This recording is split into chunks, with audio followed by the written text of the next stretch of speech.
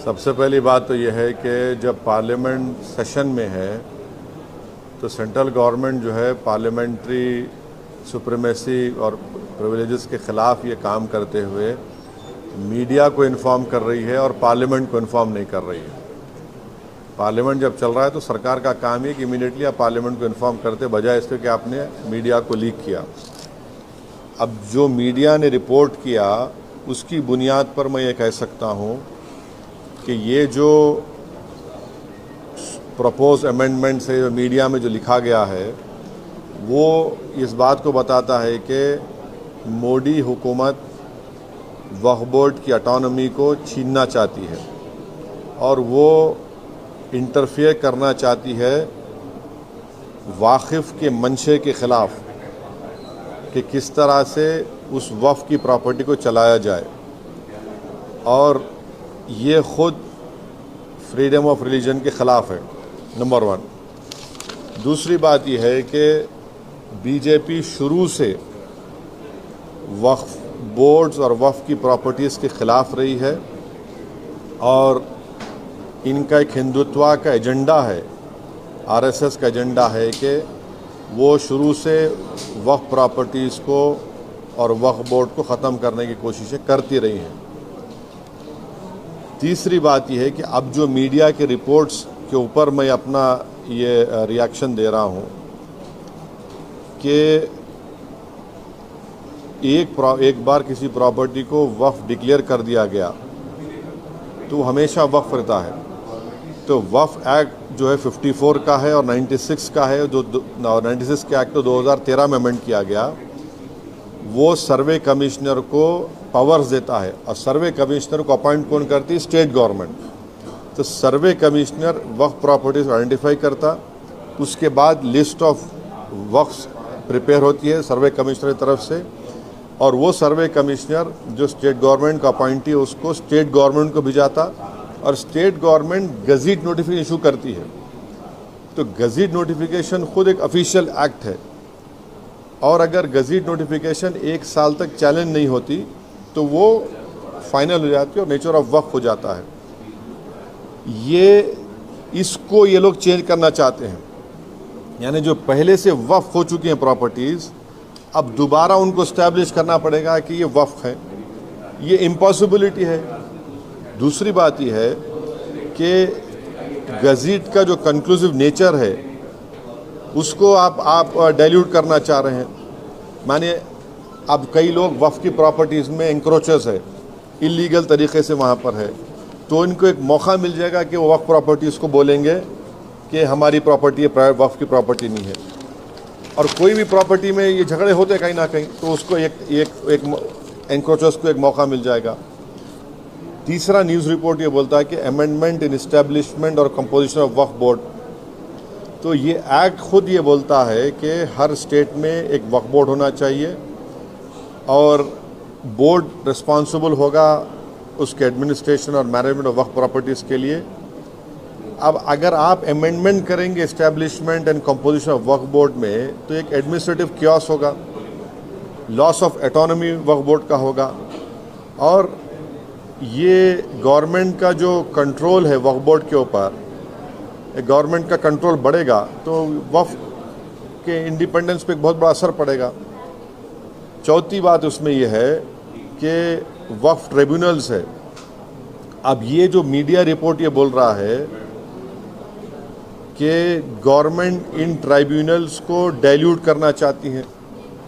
अब ये ट्राइब्यूनल्स के पावर्स को आप डाइल्यूट कर देंगे तो फिर ये केसेस का क्या होगा? इनएफेक्टिव इन्फोर्समेंट होगा। पांचवी बात जो मीडिया रिपोर्ट्स के ऊपर मैं बोल रहा हूँ आपको, इसमें लिखा गया कि अगर कोई डिस्प्यूटेड प्रॉपर्टी है तो डिस्प्यूटेड प्रॉपर्टी का ये लोग बोलेंगे नहीं प्रॉपर्टी डिस्प्यूटेड है, इसका सर्वे हम कराएंगे। अगर कोई प्रॉपर्टी डिस्प्यूट है तो उसका फैसला जुडिशरी करती। यहाँ पर मोदी हुकूमत डिस्प्यूट क्रिएट करेगी, उसका सर्वे कराएंगे। अब सर्वे एग्जीक्यूटिव कराएगा या सीएम कराएगा या बीजेपी कराएगी। अब जाहिर नतीजा क्या निकलेगा आपको मालूम। तो ये भी एक तरीक़ा है उस डिस्प्यूटेड प्रॉपर्टीज़ को डिस्प्यूट बनाना पहले, फिर सर्वे कराना उसका और सर्वे में रिपोर्ट लिख देना कि नहीं ये वक्फ नहीं है।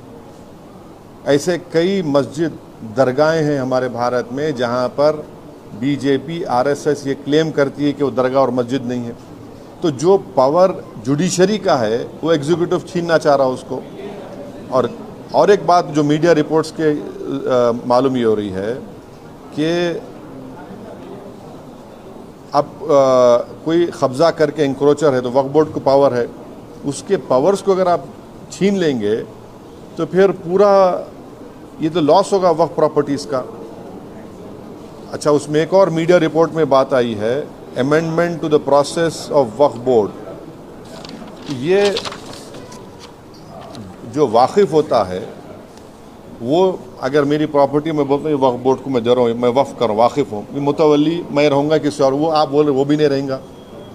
तो बेसिकली ऑल इन ऑल ये जो है ये पूरे इस तरह का अगर ये मीडिया रिपोर्ट सही है तो मोदी सरकार ये चाह रही है कि पूरे वक्फ बोर्ड की प्रॉपर्टीज़ को छीन लिया जाए, इनको मुसलमानों से छीन लिया जाए।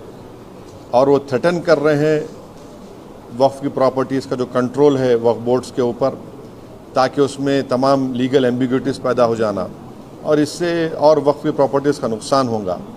तो अब ये कंप्लीट सिस्टम को जब ये लोग अगर मीडिया रिपोर्ट्स सही है चेंज करना चाह रहे हैं, उसमें कुछ ये करना चाहे तो कोई भी आगे बढ़कर प्रॉपर्टीज़ को वक्फ नहीं करेगा। और आप देखेंगे कि कई मुसलमानों के मस्जिदें हैं, दरगाहें हैं जहाँ पर हिंदुत्व की ऑर्गेनाइजेशन आरएसएस बोलते कि नहीं है वो। तो ये अमेंडमेंट्स आने का मकसद एक ही है कि एक तो वक्फ प्रॉपर्टीज़ को छीन लिया जाए, दूसरा फ्रीडम ऑफ रिलीजन के ख़िलाफ़ काम कर रहे हैं, और डिस्प्यूट अगर है तो जुडिशरी डिसाइड करेगा, एग्जीक्यूटिव कैसा करेगा। तो ये चीज़ें हैं जिसका हम अपोज करते हैं इसको। Sir, the proposed amendments also say that it aims to enhance inclusivity of by ensuring women's representation on the Central Waqf Council and the state boards. How do you see this? See, this is the real reason of doing it is not that. The real reason is interference in freedom of religion and the reasons which I have just mentioned to you. Sir, इस bill के जरिए state में और central में जितने भी problems है that को ये सारे मसाइल हल हो जाएंगे। क्या कैसा क्या हल हो जाएंगे? क्या हल? देखिए, उसमें आप मीडिया रिपोर्ट पढ़े, उसमें जो डिस्प्यूट है प्रॉपर्टी में उसका सर्वे कराएंगे। आप कौन होते भाई? सर, डिस्प्यूट है तो जुडिशरी डिसाइड करेंगे। आप कौन होते करने वाले उसको? आप होते कौन? आप पॉलिटिकल एग्जीक्यूटिव डिस्प्यूट के नाम पे इंक्वायरी कराएंगे, और तो जुडिशरी करना चाहिए। मकसद एक ही है कि वक्फ प्रॉपर्टीज़ को मुसलमानों से छीन लिया जाए। ये इनका जो शुरू से आरएसएस कोशिश कर रही है, इनका आरएसएस बोलती आ रही 70 साल से, बीजेपी उससे पहले जनसंघ बोलती आ रही है। तो ये तो डायरेक्ट सोचना पड़ेगा, ये जो अलाइज है बीजेपी के, क्या वो मुसलमानों के वक्फ प्रॉपर्टीज़ को छीनना चाहेंगे? जो पॉलिटिकल पार्टीज बीजेपी को सपोर्ट कर रही है, वो इनको सोचना चाहिए।